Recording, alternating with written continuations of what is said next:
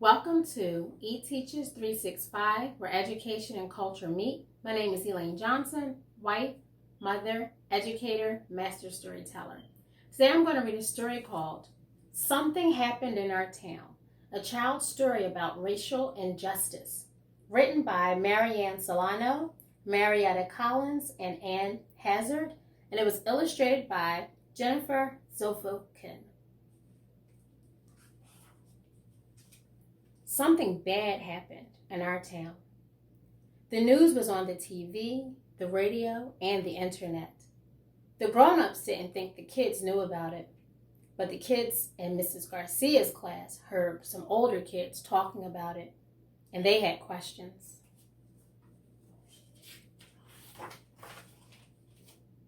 After school, Emma asked her mother, "Why did the police shoot that man?" "It was a mistake," said her mother. "I feel sad for the man and his family." "Yes, the police thought he had a gun," said her father. "It wasn't a mistake," said her sister Liz. "The cops shot him because he was black." Emma was confused. "He is brown, not black," she said. "Some black people have dark brown skin, and some have light brown skin," Emma's father explained. "Black usually means African American. Most of their ancestors were brought here from Africa as slaves."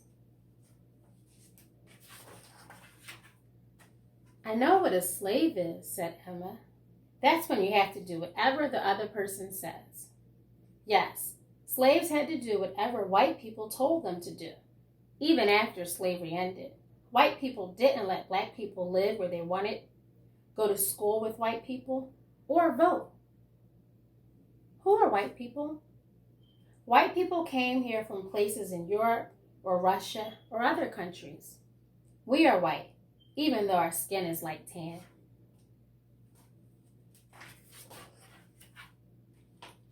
"Did our family do those bad things a long time ago?" asked Emma.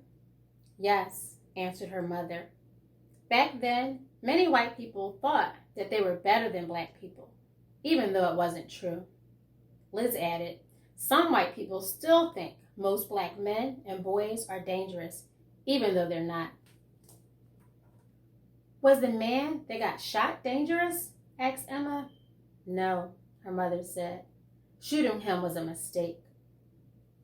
"It was a mistake that is part of a pattern." "Like the pattern on my blanket?" Emma asked. "Yes, but this pattern is being nice to white people and mean to black people. It's an unfair pattern." "Suppose you had a birthday party and invited everyone in your class except the black kids," her mother said. "How would the black kids feel?" "They would be sad," Emma said, "or mad. And you would be missing out because you never know who is going to be your best friend," said Liz. "And you can help others to be fair," said her mother. "Like telling Anna to stop teasing Ling about her name?" asked Emma. Her mother gave her a hug. "Yes, just like that."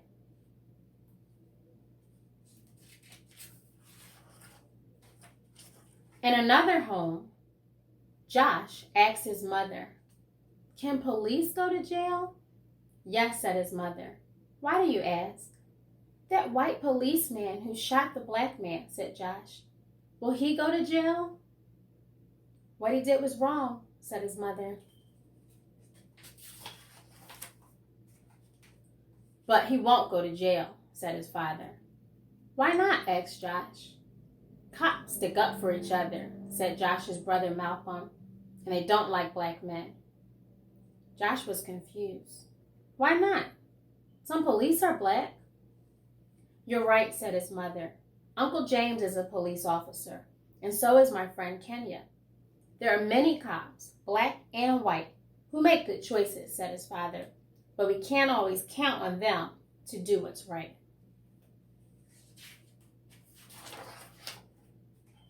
Malcolm added, "I could get stopped by the police just because I'm black, even if I don't do anything wrong." "That's not fair," Josh said. "What if it was a white man in the car? Would the police have shot him?" They probably wouldn't have even stopped the car, said his father. Sometimes white people are treated better than black people, said his mother. But it's not right. Everybody should be treated fairly. Josh's mother gave him a hug. We're proud of who you are. Harriet Tubman, Martin Luther King Jr., and Nelson Mandela were strong and brave black leaders. They showed us that we can stand up for our rights and set good examples for others. They were treated unfairly, but helped others learn to be more fair.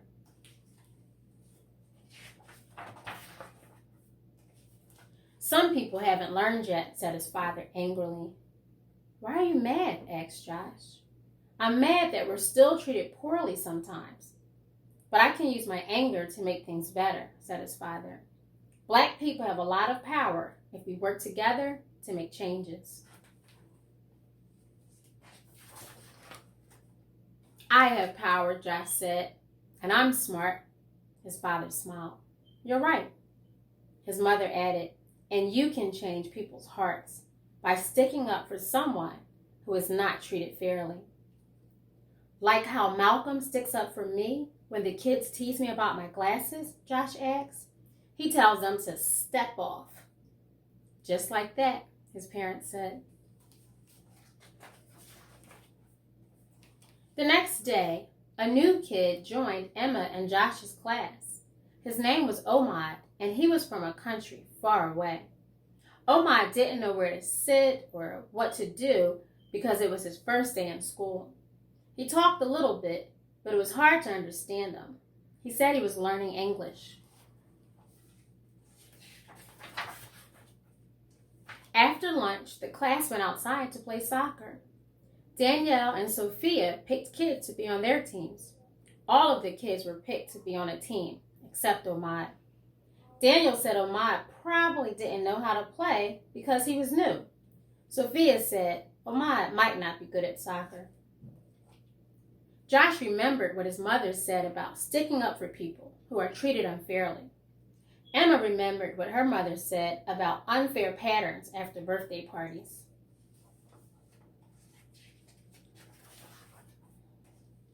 All of a sudden, Omad alone. Emma and Josh were leading him to their team. We have enough kids on our team, Daniel said. We don't need him. But Josh was ready. Step off, he said.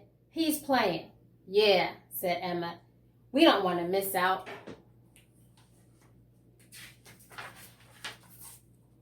And just like that, Emma and Josh gained a new friend and started a better pattern in their school.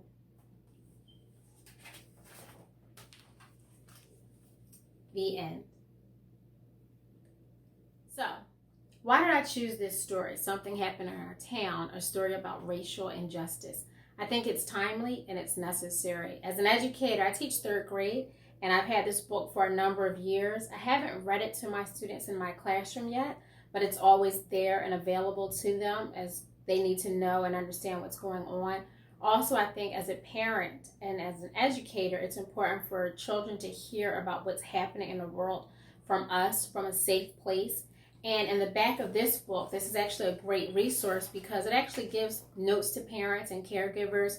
It gives you guidelines for the questions that students might ask you. And as a parent, sometimes talking about race can be intimidating or scary. So when you look in the back of the book, it actually tells you the unique experience that African American families might have.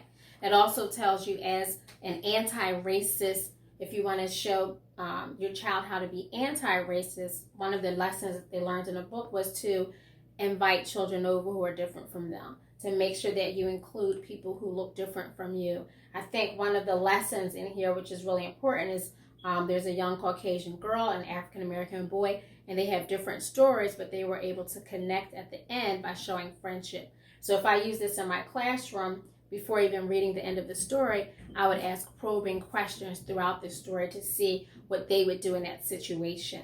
Having empathy and teaching children how to, if you see something, say something, is an important lesson that children need to hear at home, but also in the classroom. So Something Happened in Our Town is a great resource. If you have any questions or comments about this story, please add it in the comment section below. I love to hear feedback, and I would also love to hear how reading this story or listening to this story worked within your home or also in your classroom. So please subscribe. eTeachers 365, where education and culture meet.